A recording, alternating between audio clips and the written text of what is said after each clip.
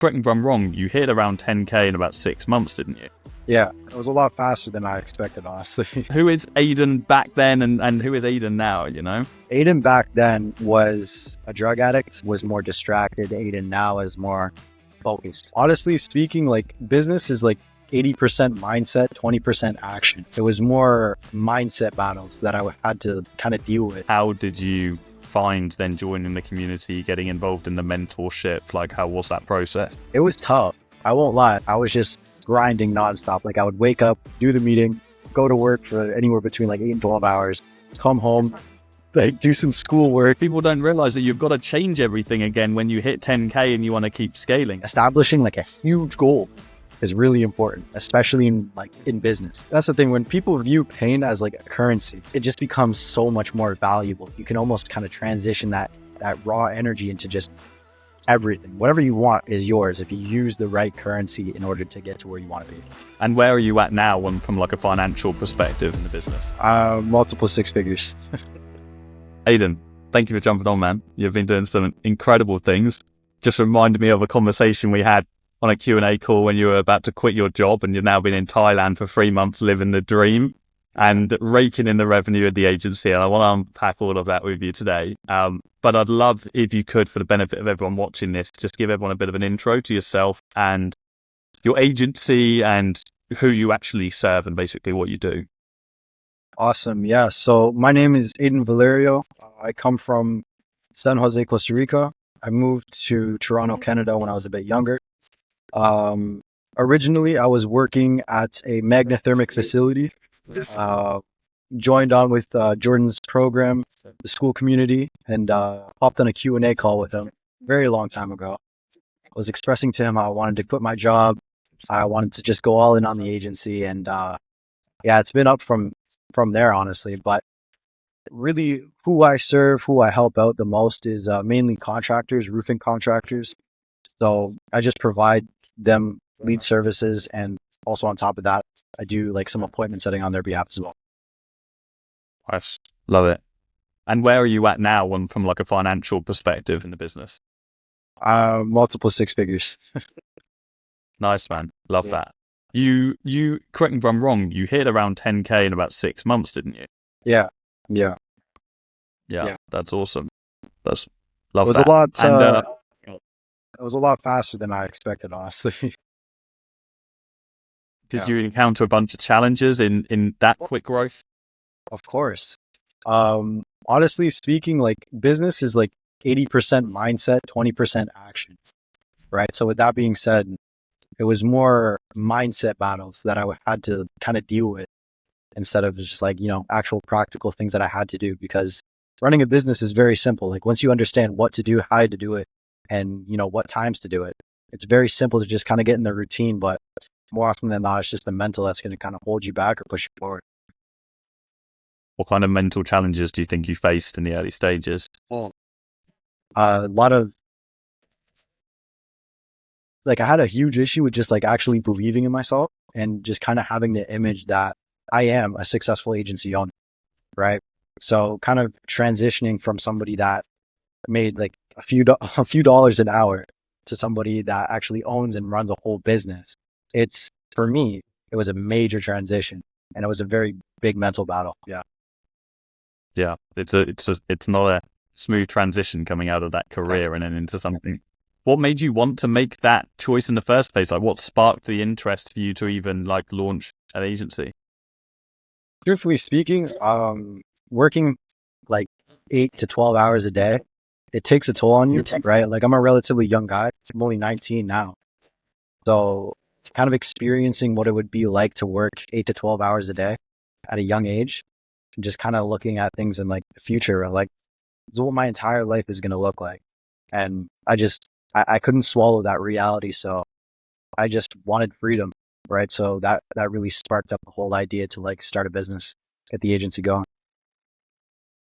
Do you think that your age has come up against you or for you when it comes to actually running the business, and how so? Depends on who you talk to, right? So generally speaking, contractors, like they look at somebody that has, a little bit more pedigree in age and they think, okay, yeah, this guy's a little bit more established, right? But if you look at somebody that's a bit younger, like myself, they're going to think it doesn't know anything, but experience is based on skill, not how old you know? So like once you essentially prove your worth to them, they kind of realize like, okay, yeah, this guy's young and this guy's killing it. I like him. So it really depends on who you talk to. Yeah, fine. Do you have any advice for anyone who's watching this who feels like they do get it up against them for being young in business? Like any ways they need to be holding themselves to make sure that they're not discriminated on, I suppose. Success doesn't have an age, right? So with that being said, if you know what you're doing, you actually understand the process and you can speak with like true and full conviction. It doesn't matter how old you are. It doesn't matter if you got cars, nothing like that. It doesn't matter what you have. As long as you understand who you are and what you can do. That's my biggest piece of advice. It's big, man.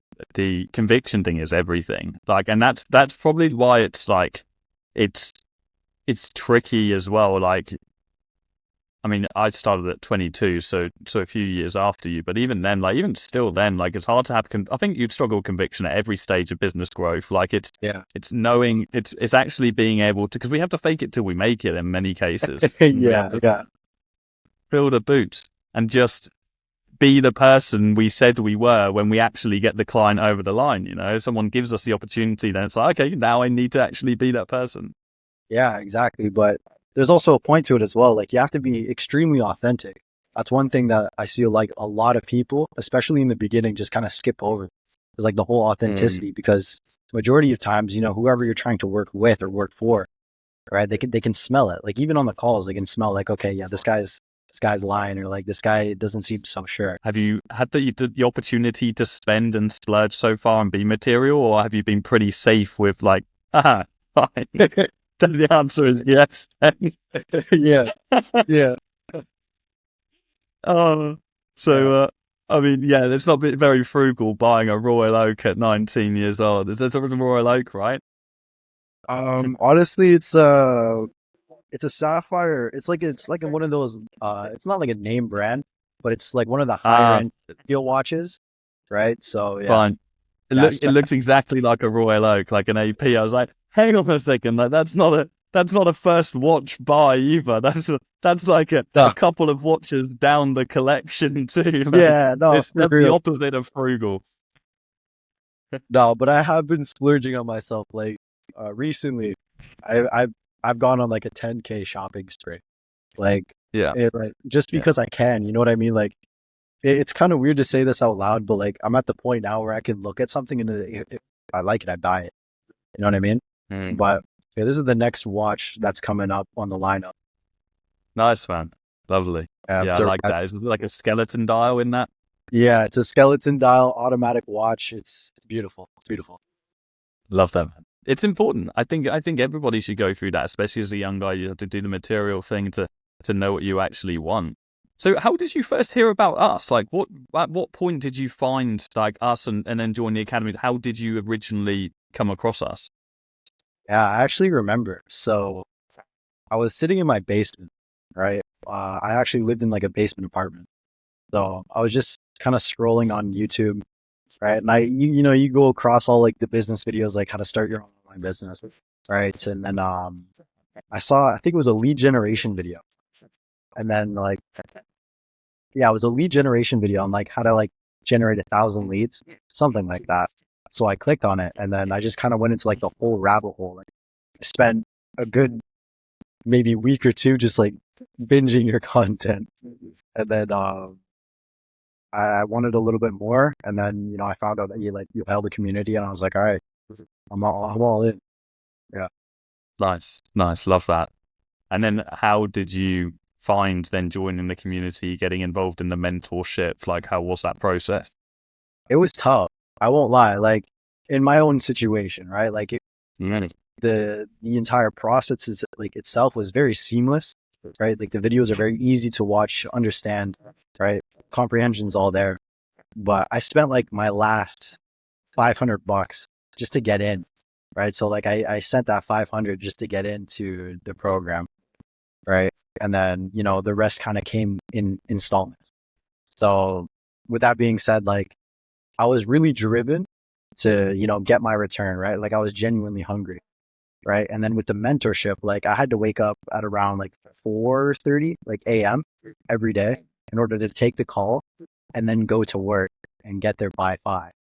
You know what I mean? So like I was just grinding nonstop. Like I would wake up, do the meeting, go to work for anywhere between like 8 and 12 hours, come home, like do some school work, right? Like school in terms of your community, and then go to the gym and then do some like practical, business stuff. Yeah. Brutal, man, but it is what it is. It's what Yeah. we've got to do. What we got to do. Like many people will be in the same situation as you were, and say, "Oh, I can't do that. I've got to start work at 5 or Yeah. 6 or whatever." So like this, the people aren't prepared to do it. That's amazing. And so you've had a lot of quick growth, and like going from 0 to 10 in roughly 6 months. It's a great achievement. And not many people achieve that. The people that put in the work generally do, but not many people do. Yeah. And so looking at that, what do you think was like the catalyst to you actually being able to grow quite quickly? Like, what was the strategy you used in order to achieve that? Truthfully speaking, my home situation wasn't the best, so I was more or less like looked at as like provider, right? So even like working a job, like I was still giving more money just to, make sure that things were staying afloat, right? And then when I quit my job, I was like, I was scared, obviously, right? But like I had to make it work, right? Andrew Tate says this all the time, but like you become a different man, like when you actually have to make something work. Like you don't get to, like you have to make it work, right? And a lot of people just have like this idea that they're gonna be here forever. You know what I mean? They have all the time in the world to, do it. So they'll do it tomorrow, right? You have no time, right? So for the people that actually like have the mentality, like this has to work, like this has to work, like there's no other option, then they'll do it. But for the people that kind of, just take a seat back, I'll do it tomorrow. I'll do it tomorrow. I'll do outreach tomorrow. You know what I mean? Like you're not going to go anywhere with it. I agree. There must have been a really difficult situation being a provider at home and then quitting your job. Presumably the decision wasn't very supported either going into that. Not at all. Not at all. No. Yeah. How did you deal with that? It was tough. Yeah. So went into debt actually. Just, kind of trying to get things started. So for a while, like I was in the valley of despair, you know what I mean? Like I was doing outreach. I was trying to, make things work, but I was just, you know what I mean? Like I just felt stuck. Right. But I was perspicacious. I just kept going. And then, with time, my sales skills improved, my marketing skills improved, just my overall being improved with time as I gained more confidence, and I was just able to actually be who I actually am rather than be this idea of who I want to be. So, yeah. And now with the business being successful, are you still the provider in the house and you're sending like money back home? Yeah. I'm actually going to retire my mom in like the next few months. So looking forward to that. Nice, man. That's amazing. That must be a good feeling. Great feeling, actually. Yeah. For sure, man. Love that. Okay. And so then, like, kind of parking the mentality that you had that got you to that point, because many people watching this, I think something that I've said 1,000 times and we've had people say on here a lot, and it never really sits home with people, but like being backed in a corner is such an important thing. Like my early success in sales was because I was in 5K's worth of debt, and then my early success in agency is because I was depressed as shit and I was like, I can't be in this job anymore. Yeah. So like there's always some big pain that forces you to do something. It's like cold calling all day, outreaching all day, it's painful, but it's not as painful as the other situation that you're leaving. So if the situation you're leaving is less painful than the situation you're going into a calling, then you've got no chance. Like you have to make your existing situation worse. So some people don't realize that they're just too comfortable. You got to get out of it. You got to rock the boat. You get a bit reckless with it. Yeah, exactly, man. Like that's the thing. When people view pain as like a currency, right? There's many currencies that, aren't like the fiat currency, but when you view pain as a currency, like it just becomes so much more valuable. You know what I mean? And like you can almost kind of transition that raw energy into just everything. Whatever you want is yours if you use the right currency in order to get to where you want to be. Agreed. Agreed. You just need the motive, but so you've got the motive. It's very clear you've had that from the start. What was the actual like the skill that you applied to doing this? Did you find that it was cold calling in the end that was the most effective thing for you? Were you direct messaging? Were you reaching out to loads of different niches or just one? Like, what was the actual strategy like? So in the beginning, I just kind of tried whatever I could get. Majority of people make the action of just, like going on Google and just like cold calling every single person. That's what I did starting. Cause like that's just all I knew how to do. Right. And then it transitioned to emails, like cold emails. And like I was manually writing out the emails so they weren't automated. So I'd be sending like 100 emails a day off of like 5 different accounts, just all manually, making them as personal as possible. And then, that took a lot of time. And, like that on top of the cold calling, it was really tough. Yeah. Yeah, fine. But it was cold outreach predominantly that got you to 10K effectively. I still haven't ran ads yet. Yeah. Nice. Okay. Yeah. And you're still outreaching to this day? That's the main channel? Yeah. So I got people doing things for me now, which is a lot better. Yeah, absolutely. Have you now niched down into a specific service, into a specific like audience, or are you working with only a specific kind of person? Fine. And what does that look like in the agency? It's a lot easier to manage. So instead, like at one point I had a home security client, I had an auto detailing client, I had a real estate agent. I had all these different things, right?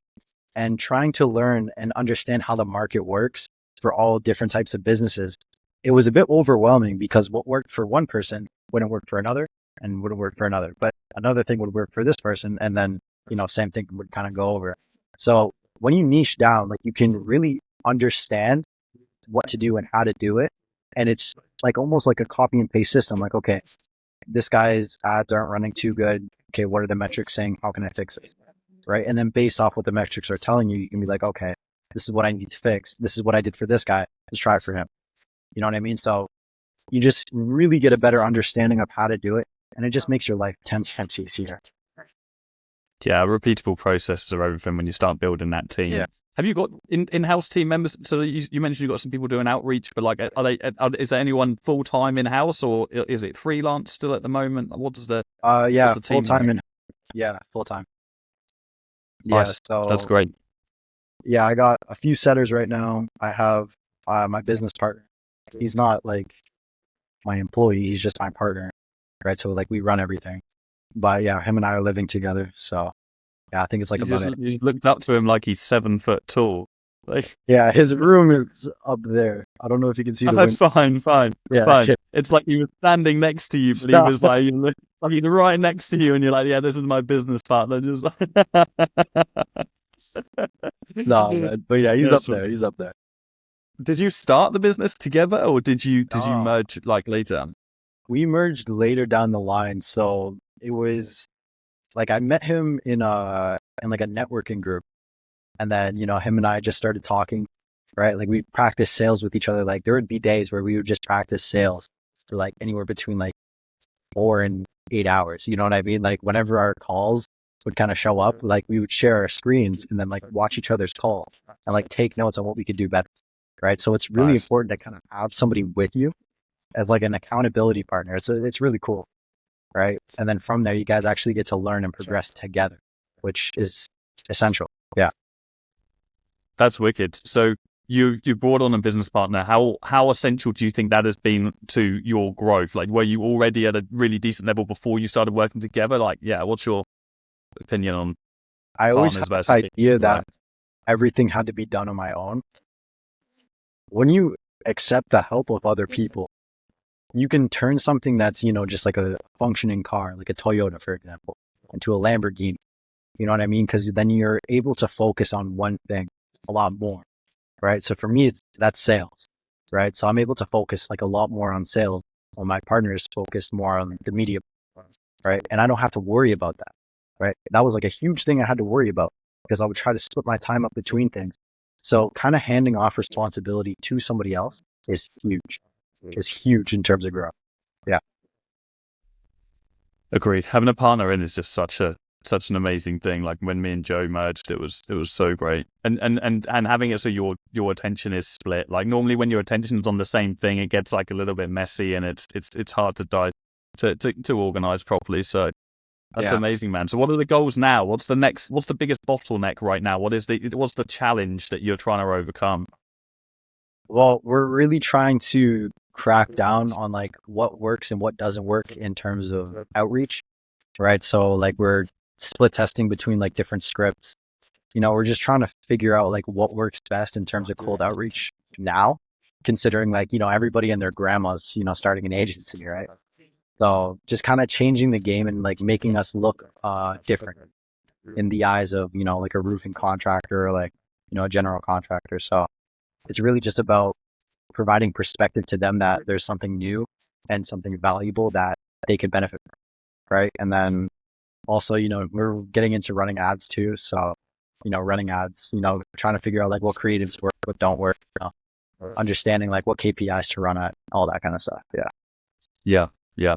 Have we got you on the agency matrix software yet? Have you had the chance to dig into that? No, Do you know what it is? I don't. No. Okay. Need to get you in if you're still in the school group or even in the new agency launch community.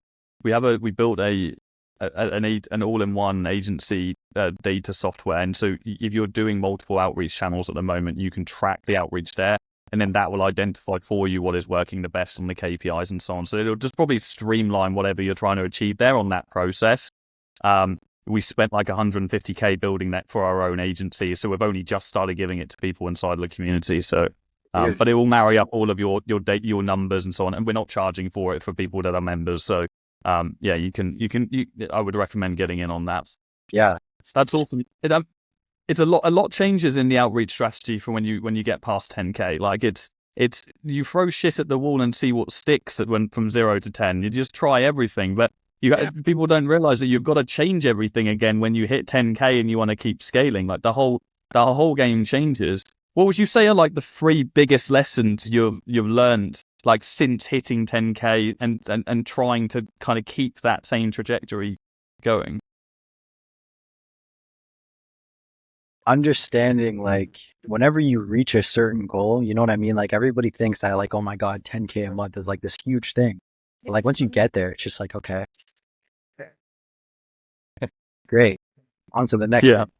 So like, yeah, just having a bigger vision in place is like super important because once you kind of reach that goal, like think about it like Sisyphus, you know what I mean? Like once you get to the top of the mountain, right? Like you're just going to be like, okay, great. And then you kind of fall back down because you're just thinking to yourself like, oh, on to the next, on to the next, on to the next. Right. So establishing like a huge goal is really important, especially in business. So that's one thing. Prioritizing relationships and time, like to, like actually go out and speak to people. Right. For a long time, I just locked myself in my room and I just like worked on the agency. And, like once you get to that point of like, 10K, 50K, whatever you want, right? Like you have to really understand the importance of just like relationships in general, right? So allotting time to actively, like be in other people's lives and actually like socialize, go out, right? That's a huge thing. Like, just talking to people on Zoom calls all the time, like, it's great, but like it'll drive you crazy. Like if you actually don't like, oh my God, you're a human, you know what I mean? So yeah, prioritize relationships as much as possible. And I'm not talking like romantic. I'm just talking like general relationships. And then the last thing would just be give yourself time because everybody wants things like right now. You know what I mean? And if you don't allow yourself to have like that delayed gratification, like once you reach a certain goal, like you're just going to kind of fall back down and then, kind of redo the whole cycle over again. And that's exactly what I did. All right. So yeah, just really establish like a clear image of what you would want in the future right? And really build up that sense of delayed gratification. Yeah. And see it as a stepping stone to your long-term success, because it's never going to, finite goals are always disappointing. If it's, I just want to hit this one thing and then I'm going to be happy, then you're always going to be disappointed. You have to be in the infinite game with little stepping stones along the way that let you know that you're on the right tracks. That's really all we can do. Yeah. No, it's like, you got to make some, like, everybody says, like, everybody that's like huge in the industry is just like, okay, like, you need to make a goal. Like, I remember Charlie Morgan, right? He was like, I want to reach like 100 million at a certain point. I can't remember what his exact goal was, right? But like 100 million is, it's a lot of money, but there are people in the world that make that every day. You know what I mean? So just kind of creating a goal for yourself that just seems so big that you can actively work on it, like, for anywhere up to 10 to 30 years. You know what I mean? So just, you have to be delusional, like delusional as shit. Yeah, someone would call it that. So what is your big hairy ass goal? What is your North Star, the big fat one? I want to own a house in the mountains, but it's not just going to be any type of house. The majority of the house is just going to be a garage filled with cars, right? And I'm just going to work on cars and drive the mountain pass all the time, right? So having like a monetary goal in terms of like a number, I don't see any value in it, because regardless, that money's already out there. And if I want it, it's going to come to me, right? Even if I don't, it's going to come to me. You know what I mean? So with that being said, like, just kind of understanding, like, in this lifetime, what is it that you want to do? For me, it's just drive, right? So when I have my house, I have everything paid for, like, I can just like comfortably live. I could just go into the garage and work on cars all day. You know what I mean? That's kind of my North Star, right? And I actively will not stop until I can fund that lifestyle of me just wanting to buy a car like every other day if I want to. Yeah. Nice, man. That's a nice goal. That's a really nice goal. I love that goal, especially because it's like my next stepping stone goal as well, is build the dream house. Yeah. It's a nice goal, the house situation, because it's arguably the most impactful life-based purchase / decision you can make. Yeah. So like design, and lots of people, it's surprising when you ask it, lots of people don't know what they want. They're like, oh, I'd love an apartment in New York. I'm like, really though? Like, is that what you want? Like, do you is that what you actually want? Like think about it. Like, I know the fucking path that's going to lead to my office. Like, I know what it's going to feel like when I'm sitting in the cold plunge looking out at the lake. Like, I've lived that experience 1,000 times over. Like, I felt that. You're living in your little apartment in New York. Like, no, that's not, you're not thinking about it. What do you actually want? People don't know what they want. They want money, and they want, like, but they don't know what it means. Like, okay. Yeah. It's all well and good saying like even Charlie's goal, 100 million. 100 million it's such a Charlie goal. Like, that's he's going to do it as well. Of course he's going to do it. But he will do it. But Charlie will know in himself what that actually means. Like, he's an intelligent guy. He would have figured that out, like what that actually means. I refuse to believe he's the guy that only wants to earn money for the sake of money. Yeah, no, like, there's like, spoken to him like once, and I asked him that question. It's a lot more in depth than anything else, but I just remember, like, face value, that's the goal, right? But Of course. you make a good point. Like, some people, like, not even some people, majority of people, right? Like, they just have like their eyes set on one thing, right? But it's so broad that, like, even if you stand in front of it, you can't even see it. You know what I mean? So understanding what you want down to like the T, you know what I mean? Like, you say, like, you can look out at everything and just, like, while you're in your cold plunge, you know what I mean? Like, you're walking into the office, you know how it feels, right? Understanding what you want to that degree is super important. And that in itself is just like an immense amount of fuel that you can just use every day. Yeah, you have to. This the only thing you can have is that foresight, that vision for something to drive you. Yeah. So like, outside of the agency, like, how has your life changed since you originally started in the company? Like, have you had a chance to really change the personal? I mean, you've moved to Thailand. There's some pretty big. Who is Aiden back then, and who is Aiden now? Aiden back then was a drug addict that worked all the time and that was genuinely depressed and had no idea. Like he had a girlfriend at the time and it's just like it didn't really mean anything, you know what I mean? Like it was just kind of there to be there, right? Like it was a distraction more or less, right? But Aiden then was more distracted. Aiden now is more focused, right? And more okay with who he is rather than, you know, who he wants to be. Because who he wants to be, he already lives an alternative lifeline. It's just a matter of bringing that lifeline into this present reality. Yeah. That's fair. Nice. I like that. What is your mindset around relationships and especially being like 19 years old?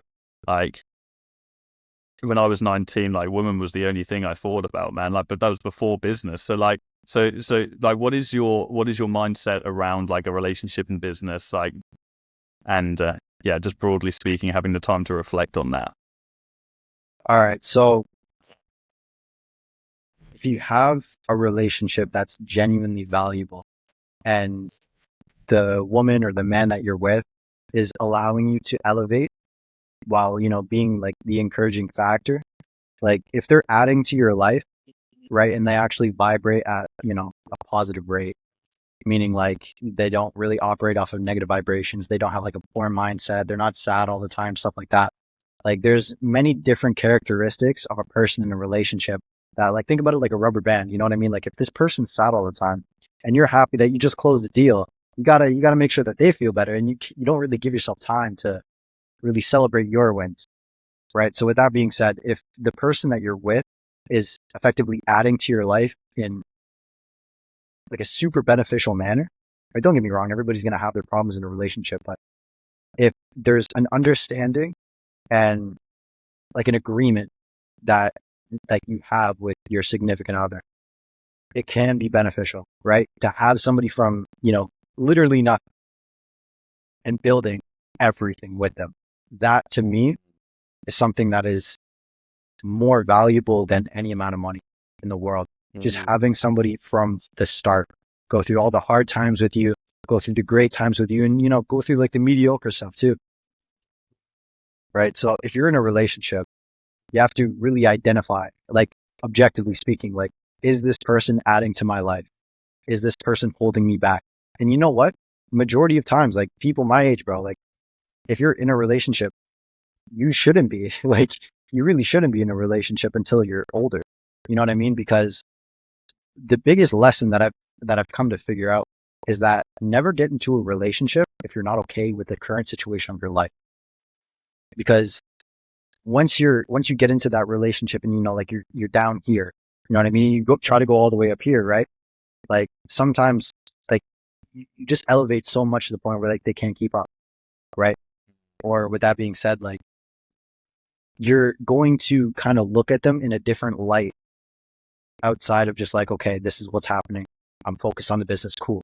Right. Like if you're not genuinely okay with what your current life situation is, don't get into a relationship. Like if you're depressed, don't get into a relationship just to feel happy. You should be able to feel happy on your own. You should be able to just exist, you know, it just exist and make money, right? Without having any like, you know, lower vibrational thoughts. So relationships can be very good. They can be very beneficial, but you should not do it, or just should not be in a relationship unless you're already at the point of life where you can just look at things and be like, you know what? I'm good now. Like this is when I can start to open up and like an activity, like give time to a relationship. Because when you're focused on the business, like you like, for me, like I'm a very tunnel vision person, right? So when I see something that I want, I get it, like no matter what, right? So while I was in a relationship, it was just like this the entire time.